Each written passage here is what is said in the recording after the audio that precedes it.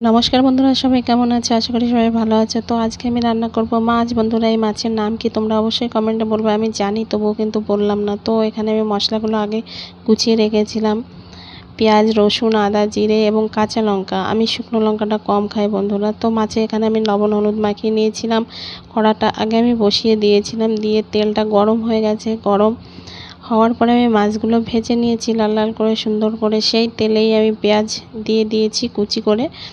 তো যাই হোক, এখানে সমস্ত মশলা আমি আগে করে নিয়েছিলাম মিক্সচারে।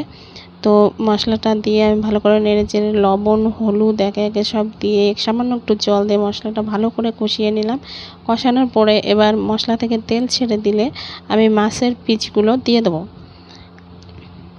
মাছের পিসগুলো আমি দিয়ে ভালো করে মাছটা নেড়ে চেড়ে হালকা হাতে যেন না ভেঙে যায়, ঝোলের জন্য জলটা রেখেছিলাম, সেই জলটা আমি দিয়ে দেবো। এখন মাছটা সিদ্ধ হওয়ার অপেক্ষা। তো এখানে মাছের ঝোলে জাল উঠে গেছে, তো মাছটাও সিদ্ধ হয়ে এসেছে। এবার ঝোলটা একটু গামাখা গামাখা হলে পরে আমি নামিয়ে নেব। হয়ে গেছে বন্ধুরা, মাছের ঝোল কমপ্লিট। আমি নামিয়ে নিলাম। তো তোমাদের কেমন লেগেছে আমার রান্নাটা অবশ্যই জানাবে। আর মাছটার নাম বলতে তোমরা একদমই ভুলবে না, আমি কিন্তু জানি। তো ভালো থেকো সবাই, টাটা।